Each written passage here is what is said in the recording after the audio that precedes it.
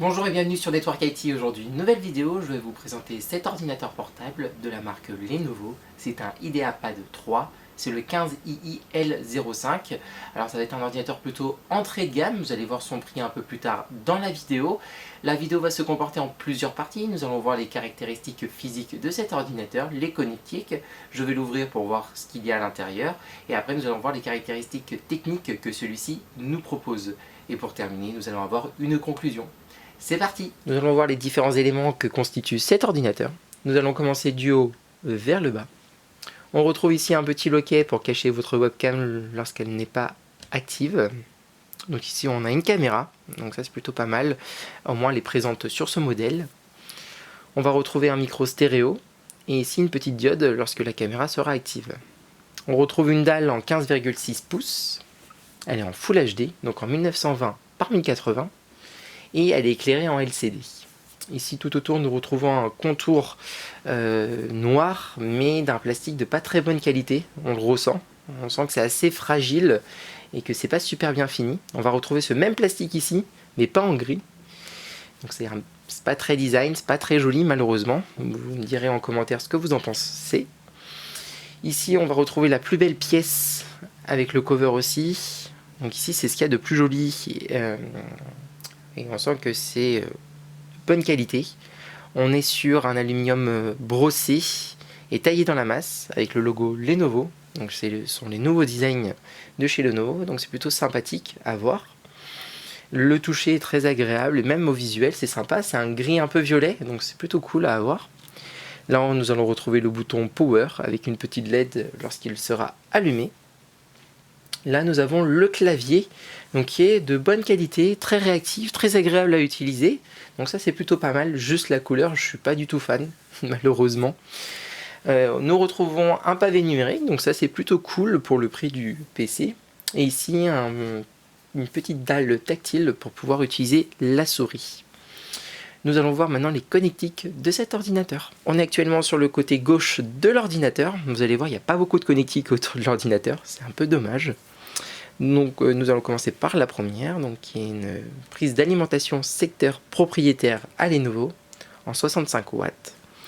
À côté, on va retrouver la seule prise qui va pouvoir envoyer de l'affichage sur un écran externe en HDMI 1.4. Là c'est très décevant, on a une prise USB 2.0, je vois pas ce qu'elle a à faire sur un PC de 2020. À côté on retrouve deux prises USB 3.0. Et là pour terminer, nous avons une petite LED qui nous indiquera lorsque l'ordinateur sera en marche ou en arrêt. On se retrouve sur le côté droit de cet ordinateur. Ici nous retrouvons une prise de 3,5 mm pour pouvoir mettre un casque avec un micro. Ils ont tout intégré dans une seule prise et non pas dans deux prises. Et ici nous retrouvons un emplacement de carte SD. Au moins c'est bien, il est présent. Et on n'a pas plus de connectiques. Donc le seul moyen de le connecter au secteur, ça sera en Wi-Fi. Donc je vais ouvrir l'ordinateur et on verra ce qu'il y a à l'intérieur. Comme vous pouvez le constater, l'ordinateur est ouvert. Ici nous avons donc deux haut-parleurs pour le son. Bon, il n'est pas de très bonne qualité, mais au moins il est présent. On va retrouver une batterie qui va durer entre 3h30 et 4h30 selon l'utilisation. Là nous avons un emplacement 2,5 pouces vide, donc on peut rajouter un disque dur pour étendre sa mémoire. Ici nous allons retrouver un SSD en M2, au moins il est présent, il est là. À côté la carte Wi-Fi, donc ça va être la seule possibilité de nous connecter à un réseau internet ou à un réseau local. Le système de ventilation pour le processeur qui va se trouver juste ici. On va avoir un emplacement pour une barrette RAM de disponible, donc ça c'est sympa aussi, on peut facilement upgrader l'ordinateur. Et là nous retrouvons la pile du BIOS. Comme vous pouvez le constater, il y a beaucoup d'espace libre sur le PC. On aurait peut-être voulu un deuxième ventilateur pour refroidir un peu plus les éléments que constitue cet ordinateur. Donc là, c'est pas le cas. Et on voit vraiment qu'il y a beaucoup d'espace libre. Vous voyez tout ça. Là, il est très peu optionné, cet ordinateur. On va juste retrouver un SSD en M2. On n'aura même pas de stockage en plus, et puis on n'a pas de RJ45, vu que les connectiques sont un peu faibles, là on peut voir que n'y a rien quoi, c'est beaucoup de vide hein, sur ce PC, la carte mère est très petite, peu de connectique, peu d'options. Donc voilà à quoi ressemble un ordinateur d'entrée de gamme. Donc maintenant nous allons passer aux caractéristiques techniques de l'ordinateur. Nous allons voir les performances que cet ordinateur nous propose. Nous allons commencer par le processeur, qui est un petit processeur. On est sur un Intel Core i3 1005 G1 en socket 1526 en gravure 10 nanomètres. Et lorsqu'on va pas effectuer trop de manipulations, le processeur tournera à 1.2 GHz et pourra monter grâce à la technologie Turbo Boost à 3.4 GHz. Donc ça c'est sympa. En cache, nous sommes à 4 méga cache, donc on est extrêmement bas, mais très bas. D'habitude, on va avoir du 6 ou du 8. Et là encore, nous avons 2 corps réels et un thread 4 virtuel.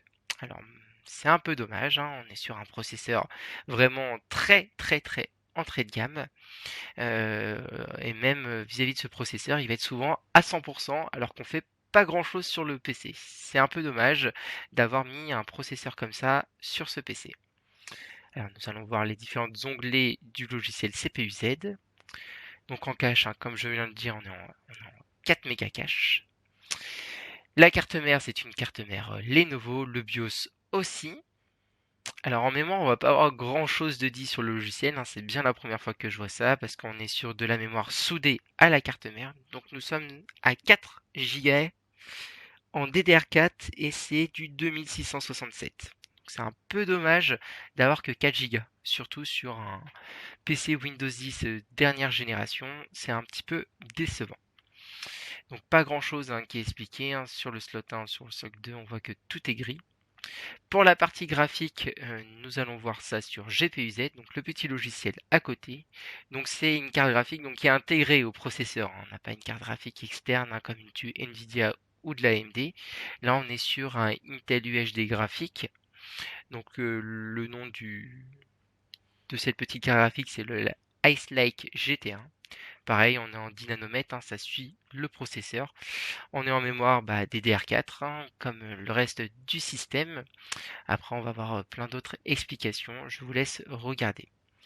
Nous allons passer aux performances du SSD. Voici les caractéristiques du SSD. On est sur un Toshiba 128 Go en M2, comme on a pu le constater un peu plus tôt dans la vidéo.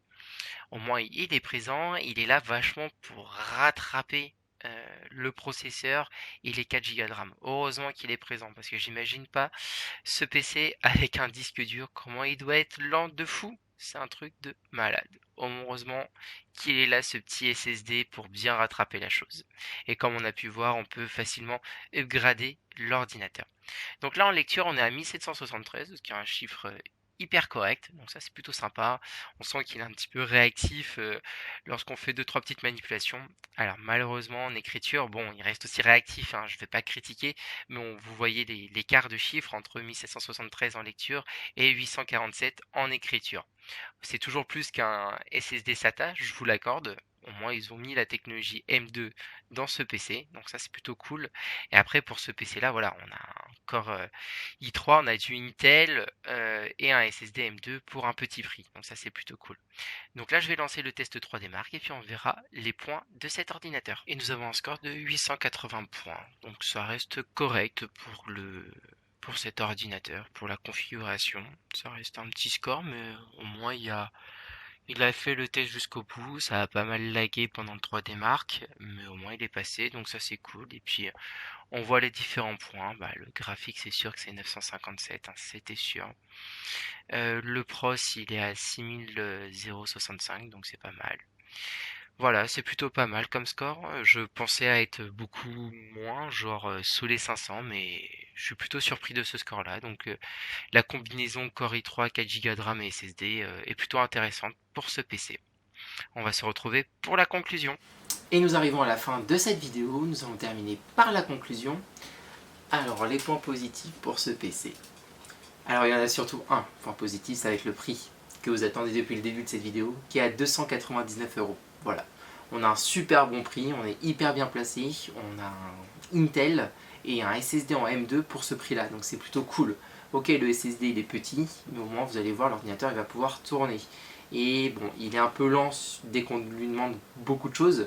Là, ça va être un PC de bureautique pur et dur, hein. Vous allez installer la suite Office et faire du surf internet, pas plus, hein. Il ne pourra pas faire plus l'ordinateur malheureusement.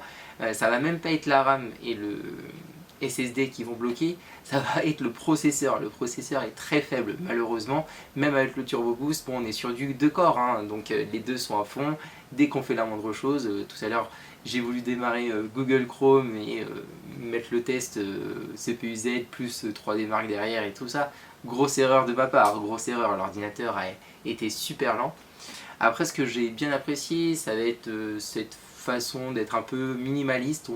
On a un ordinateur juste pour le surf, pour la bureautique, voilà, on va pas lui demander autre chose. Donc ça c'est plutôt cool.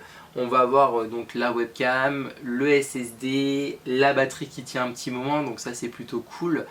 Maintenant on va passer au point négatif. Évidemment il y en a sur cet ordinateur, on va pas se mentir, hein, pour ce prix là et pour cette qualité là.